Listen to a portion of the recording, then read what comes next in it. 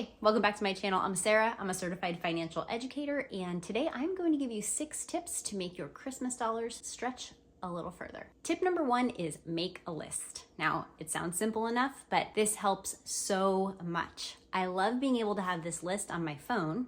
I actually have 2 lists, one that I share with my husband and one that I keep separate for gift ideas for him. And all year long, I can be thinking of ideas, or if we run into something that seems like it would be a good fit, you are gonna have so much less stress when it comes time to actually have to do your shopping. Okay, tip number 2 is pretty obvious, but shop sales. Things are always on sale. There's always an excuse for retailers to have sales, but some sales are bigger than others. Certain retailers are known to have kind of their big sales different times of the year. So if you have that list and you know an item you wanna get someone, you can find it when it's at its best price. So I spoke about this in another video, but setting up that sinking fund or that savings account for Christmas is going to make your shopping experience so much less stressful. You'll have the funds ready to go, especially if you started in January. You'll have those funds anytime you need them, so it makes it easier to spread the shopping around all throughout the year. So tip number 3 is DIY it. And you can think outside the box with this. We live in the Pinterest age. There are a million ideas out there to DIY something. If you're already crafty in some way, shape, or form, you probably already have the tools and supplies that you need. So you'd be giving a thoughtful gift, it'll be really heartfelt, and it won't cost you very much. All right, tip number 5, and this one might be my favorite. This is one my husband and I have used a ton.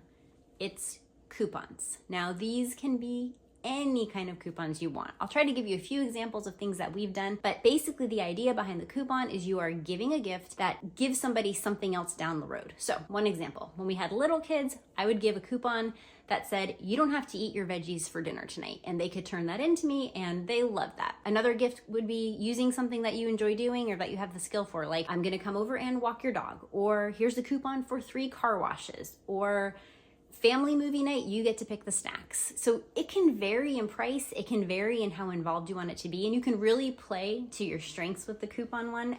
You can also totally still wrap this coupon and put it under the tree so there can be a package for them to open. Now, you may not want to have every gift under the tree be a coupon, but it's a really fun way to have a few more packages there that doesn't cost you anything now. You can defer the cost of Christmas and budget it in later, and you can just get really creative with it and have a lot of fun.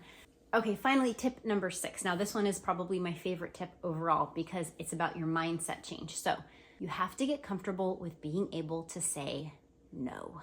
Particularly if you are on a debt-free journey, you are trying to get control of your budget, you are trying to be a better steward of God's money. This is where you have to say no, whether it's to yourself or to someone else. Maybe you can't buy a gift for every secretary at school or the janitor at work. Now, if there's somebody in your life that you really want to do something kind for, maybe you can say, hey, I'd love if one day in the new year I could treat you to a cup of coffee and just talk to you or get to know you better or spend time with you, whatever. So it doesn't have to be a present that you wrap for every single person that you encounter. You can say no. And this can also apply to family and friends. Maybe you are used to buying something for every single person, and maybe you can't afford to do that. It won't always be this way. But for now, for this year, you have to say no. You have to say, hey, instead of buying gifts for you and your wife and your 4 kids, maybe this year I'm just gonna get a family gift. I'm working on paying off my debt. That would fit better into my budget, but I do still wanna really get you guys something. So communicate with people and be willing to say a very polite no. All right, well, hopefully some of those tips got you thinking of ways that you can save some money this Christmas and make your budget stretch further. I love hearing different ways that people kind of do Christmas and approach it, especially when they're on a budget or they're trying to pay off debt. So if you've got something that you've done that could help, leave it in the comments below. I'd really love to hear it. And thank you so much for watching. Bye.